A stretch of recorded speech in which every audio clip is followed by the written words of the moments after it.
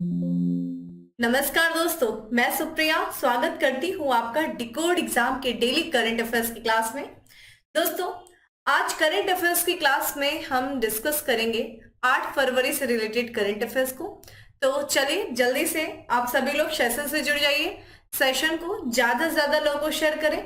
और मैं उम्मीद कर रही होंगी कि आप सभी लोग अपना रिवीजन भी स्टार्ट कर दिए होंगे, आप लोग नोट्स भी बना रहे होंगे। और साथ ही साथ जो मैंने अभी जनवरी मंथ की जो रिवीजन करंट अफेयर्स की वीडियो डाली थी, आप लोग ने उसको भी देखा होगा। तो इसी तरीके से अपनी जो है तैयारी जोर शोर से करिए आप सभी लोग। देखिए, दिन दूर नहीं है आपके एग्जाम के लिए, तो लग जाइए अपने तैयारी में। और चलिए स्टार्ट करते हैं अपनी क्लास को। उसके पहले कहना चाहूंगी, जल्दी से चैनल को सब्सक्राइब कर लीजिए और बेल आइकन को प्रेस कर लीजिए। इससे आपको चैनल से रिलेटेड हर क्लास की वीडियो का प्रॉपर नोटिफिकेशन मिलेगा और आपकी कोई भी क्लास मिस नहीं होगी।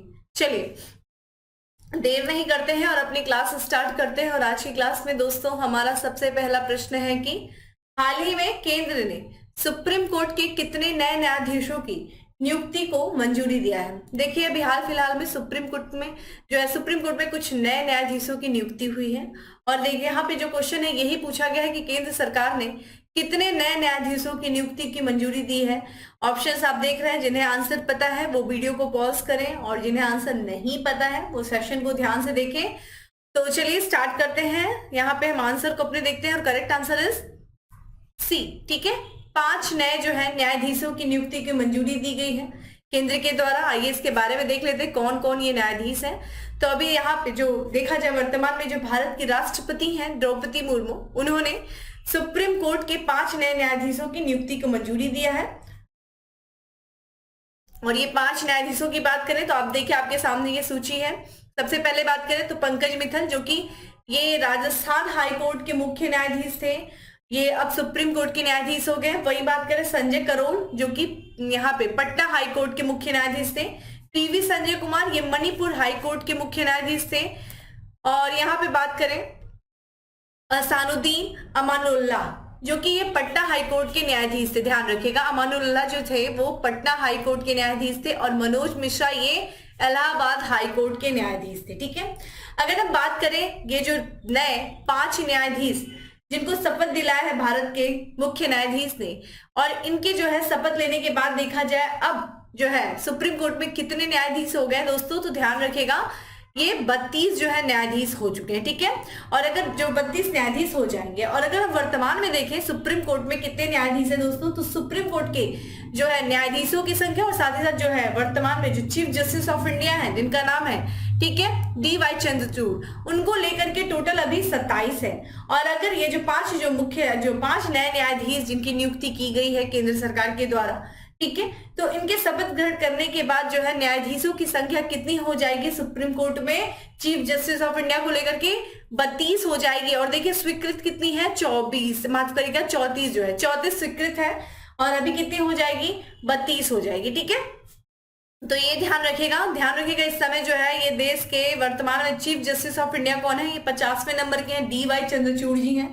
अगर आपसे पूछा जाए कि जो है सुप्रीम कोर्ट के पहले न्यायाधीश कौन थे, तो ये भी ध्यान रखिएगा कौन थे दोस्तों, तो न्यायमूर्ति HK कनिया। ठीक है, HK कनिया जो थे ये सुप्रीम कोर्ट के जो है कनिया पहले जो है न्यायाधीश थे। ठीक है, मुख्य न्यायाधीश थे। और अगर आपसे पूछा जाए कि जो है सुप्रीम कोर्ट की पहली महिला न्यायाधीश कौन थी दोस्तों, तो ये भी ध्यान रखिएगा, तो नया फातिमा बीबी। ठीक है, ध्यान रखिएगा। ठीक है, तो ये M फातिमा बीबी जो थी ये सुप्रीम कोर्ट की पहली महिला न्यायाधीश थी। ठीक है, चलिए आते हैं हम अपने अगले प्रश्न पे और हम बात करते हैं कि चर्चा में रहा गोड्डा बिजली संयंत्र किस राज्य में स्थित है। तो ये देखिए ऐसे क्वेश्चन थोड़ा सा इंपॉर्टेंट होते हैं, इनको थोड़ा ध्यान से देख लीजिएगा। तो गोड्डा बिजली संयंत्र जो है, जो भी हाल फिलहाल में चर्चा में रहा है, ये ध्यान रखिएगा झारखंड से संबंधित है।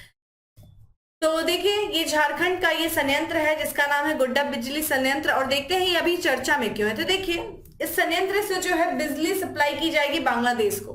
तो बांग्लादेश के जो वर्तमान ऊर्जा राज्य मंत्री हैं जिनका नाम है नसरुल अहमद, ठीक है, इन्होंने ये जानकारी दिया है कि बांग्लादेश जो है मार्च के दूसरे सप्ताह से जो झारखंड का गोड्डा बिजली संयंत्र है उससे बिजली की आपूर्ति शुरू कर दी जाएगी। ठीक है, तो ये एक तरीके से बांग्लादेश आयात कर रहा है झारखंड के गोड्डा बिजली संयंत्र से, और ये जो सप्लाई है ये मार्च के दूसरे सप्ताह से शुरू कर दी जाएगी। इसकी जानकारी बांग्लादेश के जो ऊर्जा राज्य मंत्री है नसरुल हमीद ने दिया है।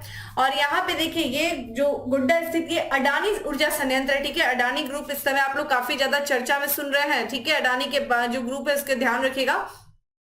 तो ये मार्च महीने से जो ये गोड्डा स्थित अडानी ऊर्जा संयंत्र है ये पहली इकाई में देखा जाए तो 750 मेगावाट बिजली जो है उपलब्ध कराएगा, यानी कि सप्लाई करेगा। उसके बाद अप्रैल में फिर से जो है पुनः 750 मेगावाट बिजली संयंत्र जो है दूसरी इकाई वो सप्लाई करेगा बांग्लादेश के लिए। ठीक है, ये जो समझौता दोस्तों हुआ है ये बांग्लादेश ऊर्जा विकास बोर्ड ने जो है समझौता किया है झारखंड का जो बिजली ये आपका गोड्डा बिजली संयंत्र से बिजली आयात करने के लिए, किससे दोस्तों, अडानी ग्रुप से। ठीक है, तो इसी समझौते के तहत जो है ये बिजली की सप्लाई की जाएगी बांग्लादेश में। ठीक है, ये जानकारी दिया है वहां के ऊर्जा राज्य मंत्री ने।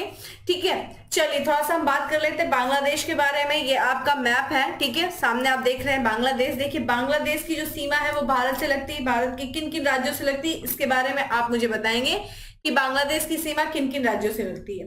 बाकी बात करें, देखिए भारत की जो अंतरराष्ट्रीय सीमा जिन राज्यों से लगती है, ठीक है, जिन देशों से लगती है उसमें सबसे लंबी जो अंतरराष्ट्रीय सीमा है वो बांग्लादेश से ही लगती है। कितनी लंबी लगती है दोस्तों, तो 4096.7 किलोमीटर की लंबी सीमा है। सबसे लंबी सीमा जो है भारत बांग्लादेश से ही साझा करता है, फिर चाइना से।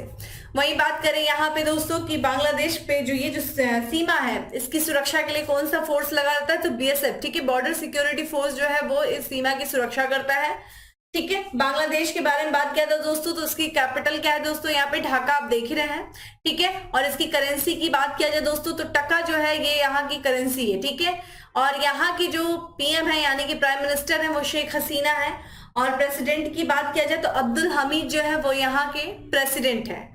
यहाँ के देखिए रिवर आप देख रहे होंगे, देखिए यहाँ पे आप देख रहे हैं गंगा। ठीक है, गंगा पश्चिम बंगाल से होते हुए बांग्लादेश में प्रवेश करती है, यानी कि बे ऑफ बंगाल से मिलने के पहले ये बांग्लादेश में, और जब ये बांग्लादेश में दोस्तों प्रवेश करती है कौन, गंगा, तो इसको देखिए पद्मा के नाम से जाना जाता है। जब यहाँ पे एंट्री करती है तो ये पद्मा के नाम से कहलाती है, यहाँ पे देख रहे हैं आप। और यहाँ पे आप देख रहे हैं ब्रह्मपुत्र। ठीक है, ब्रह्मपुत्र जो कि असम से होते हुए यहाँ पे आप देखेंगे बांग्लादेश में प्रवेश करते हैं, और ब्रह्मपुत्र जब बांग्लादेश में प्रवेश कराती है तो क्या कहलाता है, जमुना। ठीक है, तो ध्यान रखिएगा जमुना और पद्मा मिलकर के एक नदी बनाती, क्या नाम, मेघना।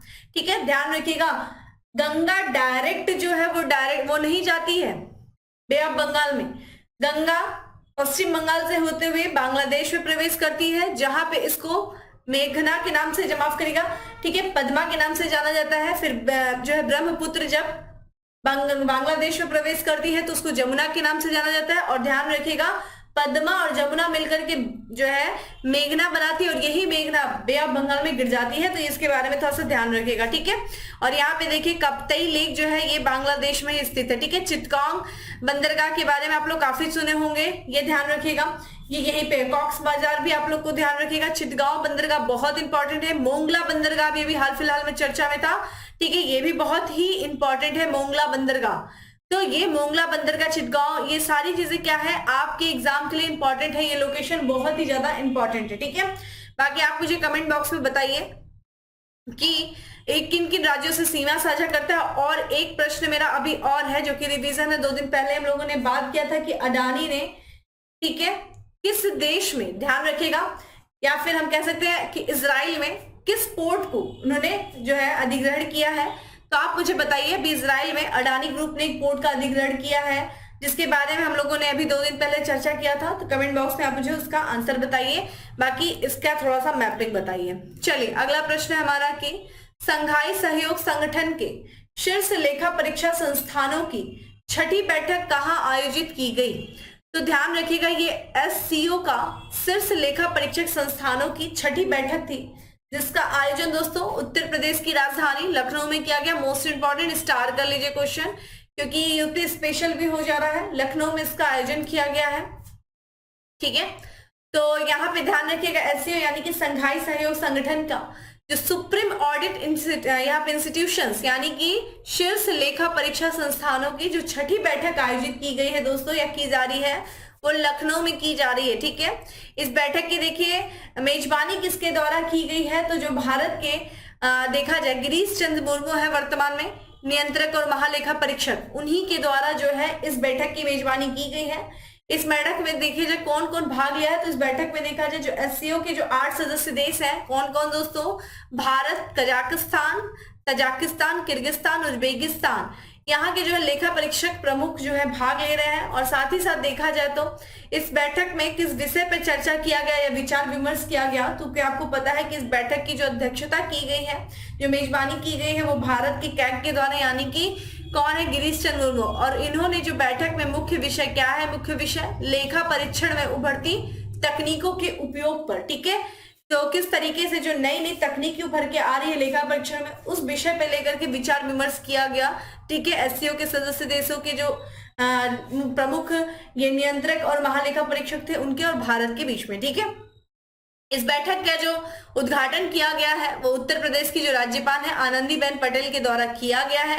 ठीक है, और साथ ही साथ ऐसे बहुत सारे और भी मुद्दों पर विचार विमर्श साझा किया गया है, जैसे कि यहाँ के जो शामिल प्रतिनिधिगण थे उन्होंने यांत्रिक, ध्यान रखिएगा ये आंतरिक नहीं है, यांत्रिक जो है बुद्धिमत्ता, साइबर सुरक्षा और डिजिटल प्रौद्योगिकी पर विचार विमर्श साझा किया है। तो ये क्वेश्चन आपके लिए इंपॉर्टेंट हो जाता है कि संघाई सहयोग संगठन के सुप्रीम ऑडिट इंस्टीट्यूशन यानी कि शीर्ष लेखा परीक्षा संस्थानों की जो छठी बैठक आयोजित की गई है, लखनऊ में की गई है, किसके द्वारा इसकी मेजबानी की गई, तो गिरीश चंद्र मुर्मू जो कि भारत के नियंत्रक और महालेखा परीक्षक हैं, उनके द्वारा जो है इसकी मेजबानी की गई। ठीक है, आइए थोड़ा सा बात कर लेते हैं एससीओ यानी कि संघाई सहयोग संगठन।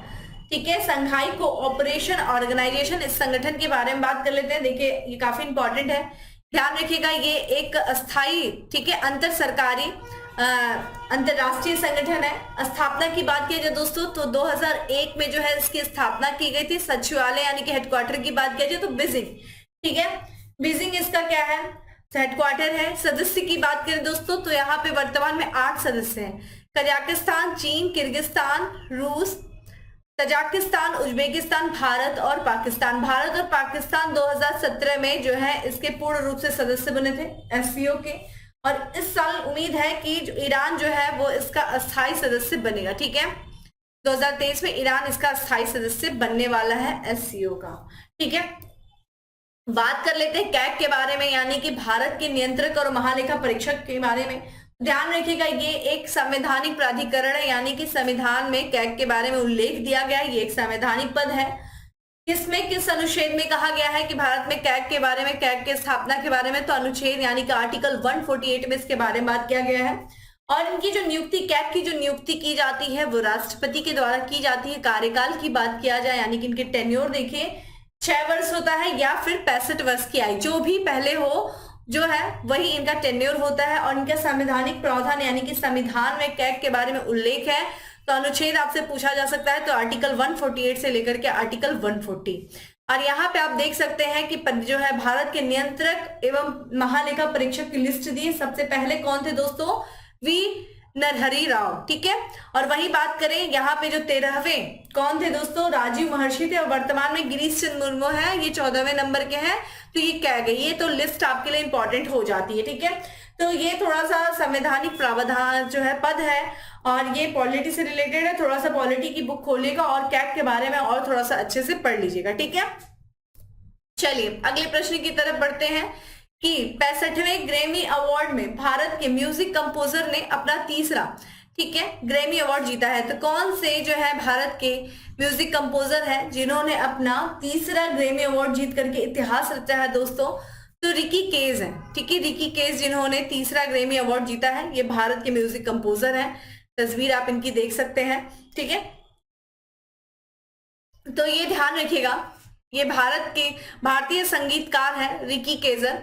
इन्होंने विश्व स्तर पर प्रशंसित, इनके एल्बम था डिवाइन टाइटस। ठीक है, इसके लिए इन्होंने अवार्ड जीता है ग्रैमी अवार्ड, किसके किसके साथ, तो रॉक और लीजेंड स्टीवर्ट कॉम्प्लेन के साथ इन्होंने 65वें वार्षिक ग्रैमी अवार्ड यानी ग्रैमी पुरस्कार जीता। ध्यान रखिएगा ये, और ये जो रिकी केज है ये इनके करियर का जो है तीसरा ग्रैमी अवार्ड है और ध्यान रखिएगा, इस तरह देखा जाए तो रिकी केस जो है ये 3 ग्रेमी पुरस्कार जीतने वाले एकमात्र भारतीय बनकर के भारत में इतिहास रचा है। तो अभी तक ऐसे केवल एकमात्र ऐसे भारतीय हैं जिन्होंने 3 बार ग्रेमी अवार्ड जीता है और इस तरीके से इन्होंने इतिहास रचा है। ठीक है, अगर हम बात करते हैं तो ग्रेमी अवार्ड के बारे में, जो कि 65वां ग्रेमी अवार्ड था इस साल, इसका देखिए जो आयोजन किया गया है दोस्तों, ये देखा जो दुनिया, ये जो म्यूजिक की दुनिया का सबसे प्रतिष्ठित अवार्ड है और इस साल जो है 5 फरवरी 2023 को इसका आयोजन किया गया था। यूएसए के लॉस एंजलिस में इसका आयोजन किया गया। ठीक है, मेजबानी जो की गई है 65वें ग्रेमी अवार्ड की, वो की गई ट्रेवर नोहू के द्वारा किया गया है। और ध्यान रखिएगा, अमेरिकी पॉप स्टार है बियोंसे, जिनकी तस्वीर आप स्क्रीन पे देख रहे हैं। ठीक है, बियोंसे ने देखा जाए 2 ग्रेमी अवार्ड जीता है और इसके साथ ही साथ देखा जाए जो बियोंसे अपने करियर में सबसे ज्यादा ग्रेमी अवार्ड, टोटल 32 जो है ग्रेमी अवार्ड जीतने वाली इकलौती सेलिब्रिटी भी बन गई है। ठीक है, तो ये सबसे ज्यादा ग्रेमी अवार्ड जीतने वाली जो सेलिब्रिटी कौन है, बियोंसे है। कहाँ की है, ये अमेरिकी पॉप स्टार है और इस साल इन्होंने 2 ग्रेमी अवार्ड जीता है। और ध्यान रखिएगा, अगर एक ही रात में बात किया जाए कि सबसे ज्यादा ग्रेमी अवार्ड जीतने का रिकॉर्ड किसके नाम है दोस्तों, तो आपको पता है कि ये है किंग ऑफ पॉप, जिसका नाम है माइकल जैक्सन, यानी कि late king of pop Michael Jackson के नाम जो है सबसे ज्यादा, एक ही रात में सबसे ज्यादा ग्रेमी अवार्ड जीतने का रिकॉर्ड है। ठीक है, तो ये ग्रेमी अवार्ड से रिलेटेड जो है चीजें हैं। बाकी आपके लिए ये नाम बहुत इंपॉर्टेंट हो जाता है, रिकी केस। ठीक है, क्योंकि ये पहले एकमात्र ऐसे भारतीय जिन्होंने 3 जो है ग्रेमी अवार्ड जीत करके इतिहास रचा है, तो ये थोड़ा सा ध्यान रखिएगा। चलिए आते हैं हम अपने नेक्स्ट क्वेश्चन की तरफ और हमारा नेक्स्ट क्वेश्चन है कि निम्नलिखित में से कौन 36वें सूरजकुंड मेले का भागीदार राष्ट्र है। ऑप्शन देख रहे हैं, संघाई सहयोग संगठन, जापान, रूस या फिर ब्रिक्स। देखिए एक बार फिर से हम पढ़ने जा रहे हैं संघाई सहयोग संगठन के बारे में, संघाई कोऑपरेशन ऑर्गेनाइजेशन के बारे में। तो एससीओ 2 बार हमें सुनने को मिल गया, तो अपने आप में इंपॉर्टेंट है। और अभी हम फिर से अगेन एससीओ के बारे में मैं नहीं बताऊंगी क्योंकि ऑलरेडी चर्चा कर चुकी हूँ। और 36वें सूरजकुंड मेले के बारे में हम लोगों ने देखा था, जो कि कहाँ पे आयोजित किया जा रहा है दोस्तों। इसकी शुरुआत 3 फरवरी को हुई थी, हरियाणा के फरीदाबाद में इसका आयोजन किया जा रहा है 36वें सूरजकुंड अंतर्राष्ट्रीय शिल्प मेले का। और इसका जो उद्घाटन किया गया है दोस्तों, वो उपराष्ट्रपति श्री जगदीप धनखड़ के द्वारा जो है 36वें सूरजकुंड अंतर्राष्ट्रीय शिल्प मेले का उद्घाटन किया गया। कहाँ आयोजन हो रहा है, ये हरियाणा के फरीदाबाद में। ध्यान रखिएगा 3 तारीख से ये शुरू हुआ है, 19 फरवरी तक ये आयोजित किया जाएगा।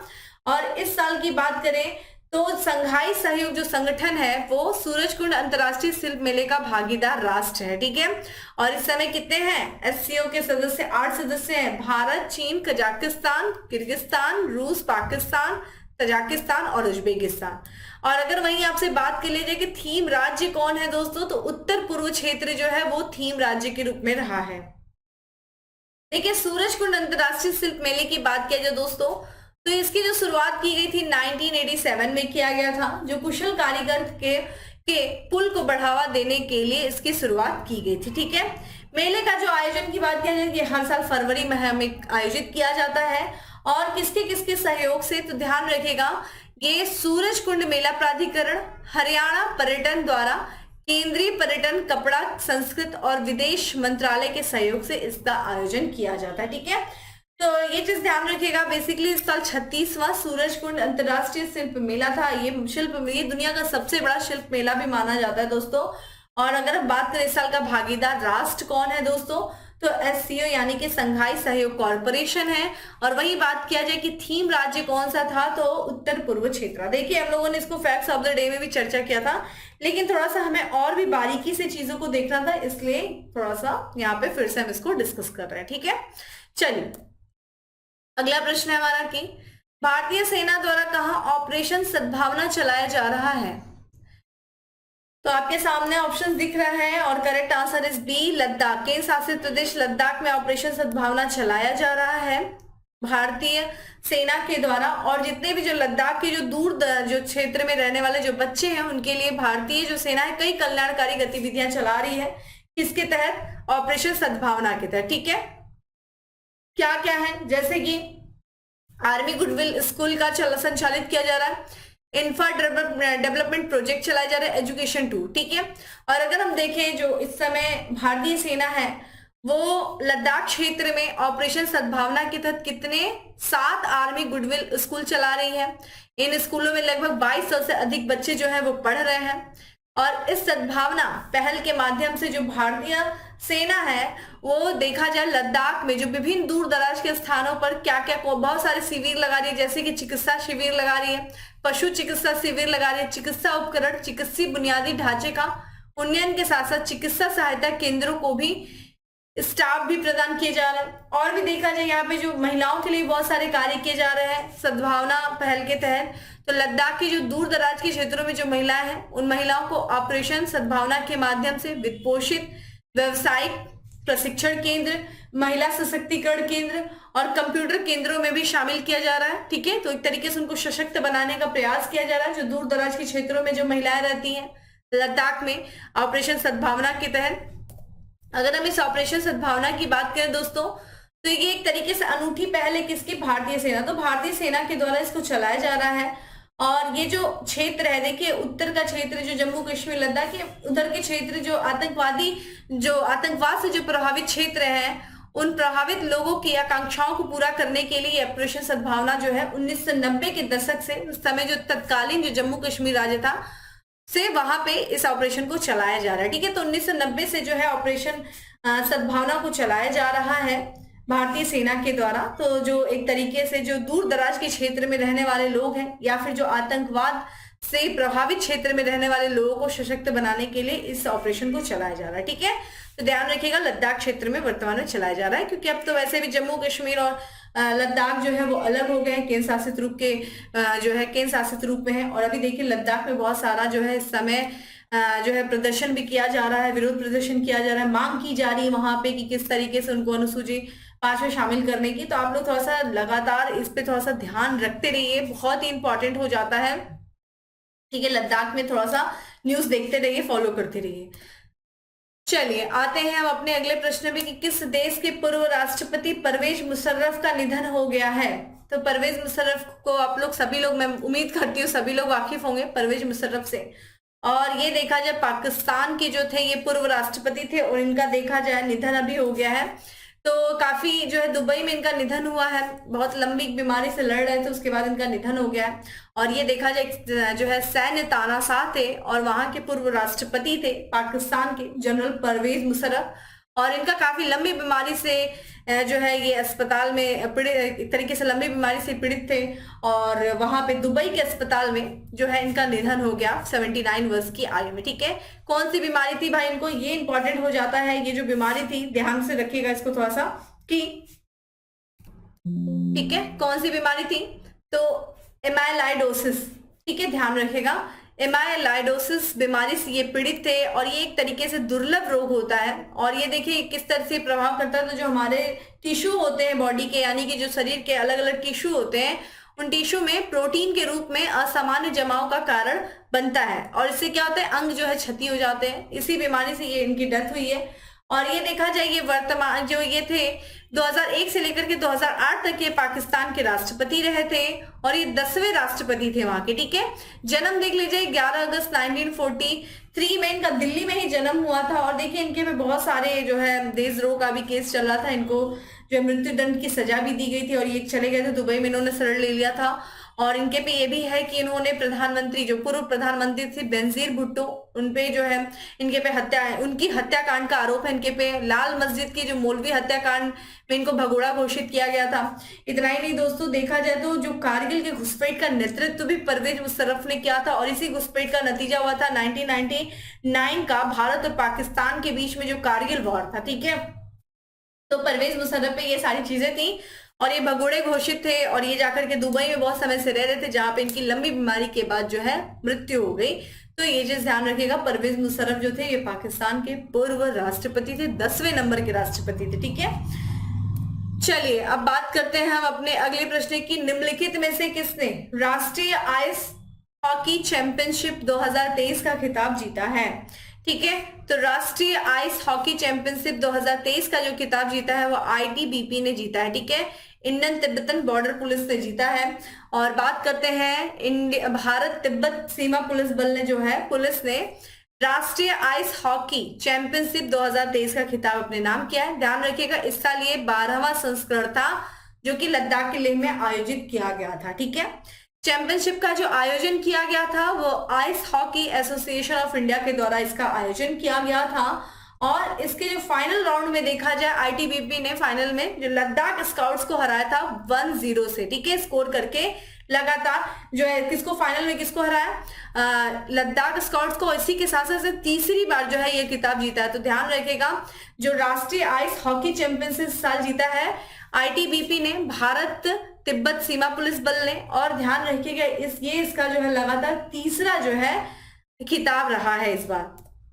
बात कर लेते हैं आईटीबीपी यानी कि भारत तिब्बत सीमा पुलिस बल का। तो इसकी स्थापना दोस्तों देखिए कब हुई थी, 1962 में हुई थी। किसके बाद, जो 1962 के भारत चीन युद्ध के बाद इसकी स्थापना की गई थी। मुख्यालय देखिए नई दिल्ली में है। आदर्श वाक्य की बात किया जाए तो शौर्य, दृढ़ता और कर्मनिष्ठा इसका आदर्श वाक्य है। वर्तमान में जो इसके महानिदेशक है वो अनीस दयाल सिंह जो है इसके महानिदेशक है। और ये आईटीबीपी जो सीमा, ये जो बल है, ये जो पुलिस है, ये कहाँ पे तैनात की जाती है, तो ये आमतौर पे देखा जाए जो चीन से लगी जो सीमा है और हिमालय पहाड़ों में इनको जो है इस सीमा पुलिस बल को तैनात किया जाता है। ठीक है, देखिए बीएसएफ है, जैसे कि हमने बात किया पाकिस्तान बांग्लादेश में बीएसएफ है, उसी तरीके से चीन से लगी हुई सीमा पे भारत तिब्बत सीमा पुलिस बल को तैनात किया जाता है। ठीक है, तो ध्यान रखिएगा 1962 में इसकी स्थापना की गई थी। ठीक है, चलिए बात करते हैं अगले प्रश्न की कि गृह मंत्री अमित शाह ने किस राज्य में नैनो यूरिया प्लांट की नींव रखी है। तो correct answer is a Jharkhand. देखिए फिर से पुनः हम लोग झारखंड के बारे में पढ़ने जा रहे हैं। तो ये केंद्रीय गृह मंत्री और सहकारिता मंत्री हैं अमित शाह, और इन्होंने झारखंड का जिला है देवघर जिले। ठीक है, वहां पे एक जगह है जेसीडी में इन्होंने 450 करोड़ रुपए की इफ्को नैनो यूरिया तरल उर्वरक संयंत्र की आधारशिला रखी है। और ये इफ्को की 5वीं उर्वरक इकाई है, ध्यान रखेगा। और ये जो संयंत्र है इससे देखा जाए तो कहाँ कहाँ के जो है किसानों को उर्वरक की आपूर्ति की जाएगी, तो ये देखा जाए झारखंड के, बिहार के, पश्चिम बंगाल के, उड़ीसा के। ठीक है, इन किसानों को जो है उर्वरक की सप्लाई की जाएगी इस प्लांट के माध्यम से। नैनो यूरिया की बात करें दोस्तों तो ये जो सामान्य जो यूरिया है उससे काफी ज्यादा ही अच्छा होता है। इसमें कई गुण पाए जाते हैं, जैसे कि नैनो यूरिया जो है ये फसल की उत्पादकता को बढ़ाता है। ठीक है, मिट्टी का जो स्वास्थ्य रहता है उसको बनाए रखता है। ठीक है, उपज की जो पोषण गुणवत्ता है उसमें सुधार करता है। साथ ही देखा जाए इसका जो उद्देश्य है ये पारंपरिक यूरिया के जो असंतुलित और अत्यधिक इस्तेमाल को क्या करता है, ये दूर करता है। तो बहुत ज्यादा जो हम अभी तक जो यूरिया इस्तेमाल करते आ रहे थे उसके बहुत ज्यादा इस्तेमाल से क्या होता है, एक तरीके से वो हार्मफुल होता है प्लांट के लिए भी, हमारे हेल्थ के लिए भी।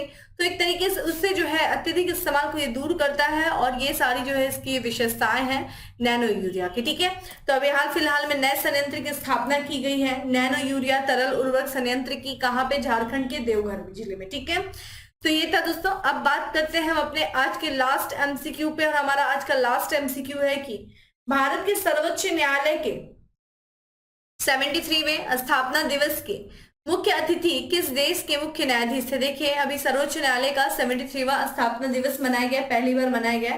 और इस स्थापना दिवस के जो मुख्य अतिथि थे वो किस देश के मुख्य न्यायाधीश थे, ये आपसे पूछा जा रहा है। ब्रिटेन के, फ्रांस के, सिंगापुर के या फिर ऑस्ट्रेलिया के।